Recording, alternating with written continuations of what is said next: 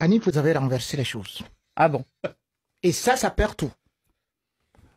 Le Barça trouve un Real complètement déjà détruit.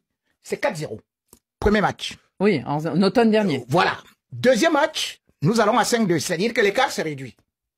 Troisième match. Pardon? On y va. Parce que c'est de la même façon que le Real revient toujours. Troisième match.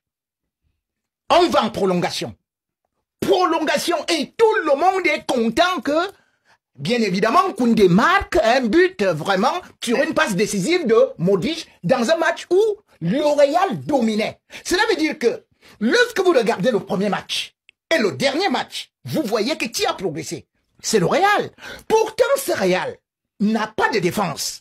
Pourtant, ce Real qu'on dit hyper malade a encaissé 33 buts comme le Barça. Pourtant, ce Real, qui n'a aucun défenseur, a perdu certainement au niveau de la Liga 6 matchs. Et le Barça en a perdu combien? 5 également.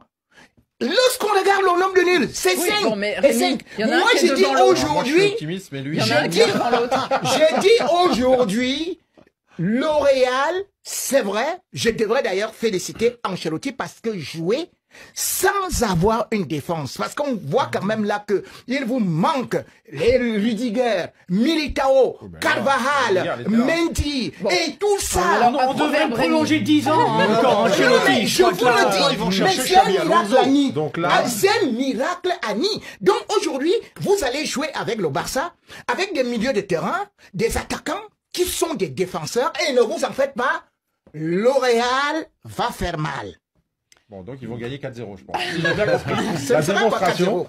En tout cas, s'ils gagnent, ils reviennent à 1 point, il reste 3 journées, là on aurait un sacré suspense. Oui, mais non, le principal atout du Real dans cette confrontation, c'est que le Barça a joué 120 minutes mardi soir. C'est ça. Alors que eux, ils ont eu toute la semaine pour se préparer, puisque eux, ils sont plus en Ligue des Champions depuis le tour précédent.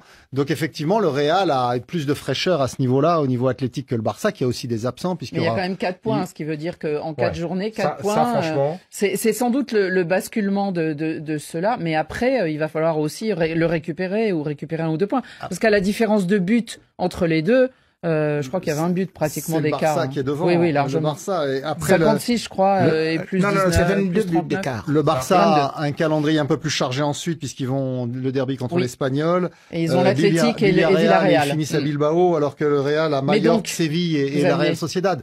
Bon. Mais de toute façon, le Barça a besoin de se remettre dans le rythme après cette grosse désillusion à Milan.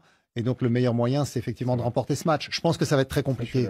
Ça va être très compliqué. Pour le Barça. Je pense que s'ils s'en tirent avec un match nul, ça leur conviendra très bien, puisqu'ils garderont leur avance. Faut pas oublier ça. C'est à Barcelone, faut pas l'oublier non plus. Oui. Et puis faut pas oublier une chose, c'est que le Barça, lui, c'est la fin de saison maintenant. Il reste 4 matchs et puis après la saison est terminée, ils partent en vacances. Le Real, lui, il a le mondial des clubs derrière. Donc ils sont en plus dans une phase de préparation d'un ultime challenge, je pense, que d'espérer raccrocher ce titre de champion qui, pour moi, leur a échappé déjà depuis quelque temps.